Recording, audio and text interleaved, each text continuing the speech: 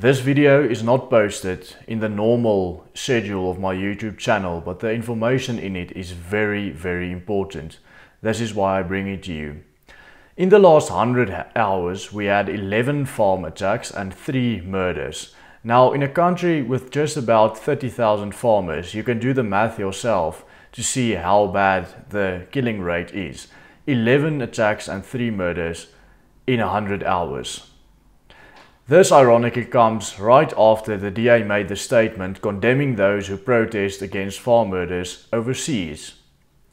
By the way, a shout out to the people who did the protest in Washington DC. The theatrics was brilliant. It looked a bit like something that some social justice warrior feminists would do, but I think we really need that kind of theatrics to get the message out there. On top of that, also last week, there were massive riots all over the northwest province of South Africa, with people burning cars, burning down buildings, destroying whole shopping centers, looting stores, and littering, destroying everything in their path all over the province.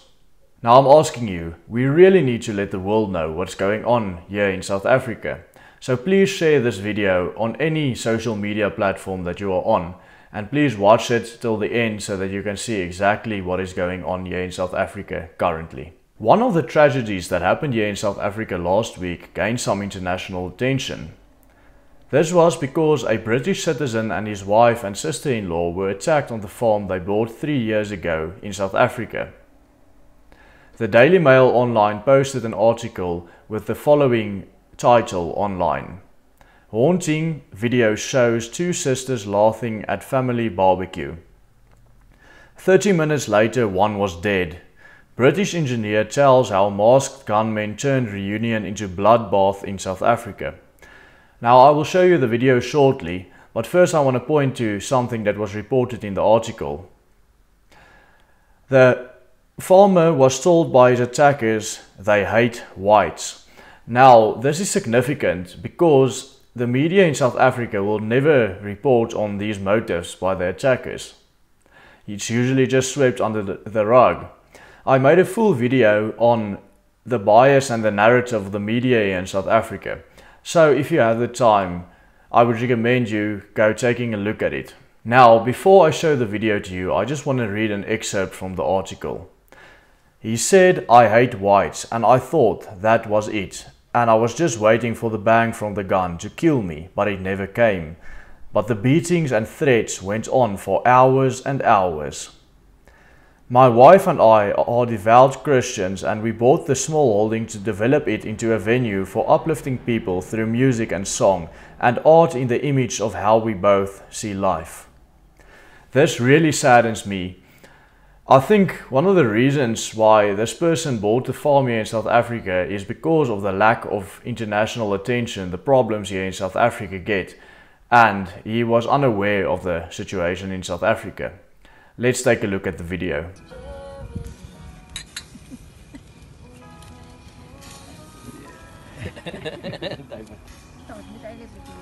Stop that camera. It's a video, Sean. Smile. He's chasing you. The situation is heartbreaking. I understand that us South Africans have sort of grown a thick skin to it as we live with this on a daily basis, and that it may be a bit much for people from overseas to watch all of this in one video. But I do implore you to watch the rest of this video where I talk about the 10 other attacks that happened in this 5-day period, so that you have the knowledge of exactly what's going on here, so that you can share with all of your friends and family how bad it really is here in South Africa. So if you can find the time, please watch the rest of this video and hear the stories of the 10 other families who were affected by similar attacks. My name is Willem Petzer and I make videos about the situation in South Africa on a weekly basis. So if it interests you, please consider subscribing to my channel. The second attack last week happened in the town of Bokfontein, South Africa. A young lady and her 2 little daughters, aged 9 and 13, were attacked and being hit over the head and the backs repeatedly by tonfas and a sjambok. Third, a farmer from the town of Chrissismeer was brutally assaulted with a wheel spanner and his vehicle was robbed. It is a white Nissan MP300 bakkie with the registration plates PTR 880GP. The fourth attack that same day happened in the Hans Merensky area, where a security guard at the ATKV Eiland Resort was stabbed by 3 black males and was later admitted to the hospital in Letaba. The fifth farm attack on that same day, the 15th of April 2018, I could only find an Afrikaans article, so I'm going to translate it for you. Miracle after miracle saves missionary farmer's life after farm attack. Mike Bonnet, a 70-year-old missionary farmer from Gauteng, was attacked on his way to church by 3 men on his farm in the Midval area in Meyerton. He was assaulted grossly. On the second day of this 5-day period, there were 2 farm attacks, of which one the farmer didn't make it. The first one was an attack on a farmer named Bill Gravitt, who was 63 years old and was savagely attacked with an axe and a knife on his farm on the outskirts of the Adu area. The second one was a man who was killed and his body was found next to the road in the King Williamstown district. This farmer was 62 years old. Then a couple from Revelo was hospitalized.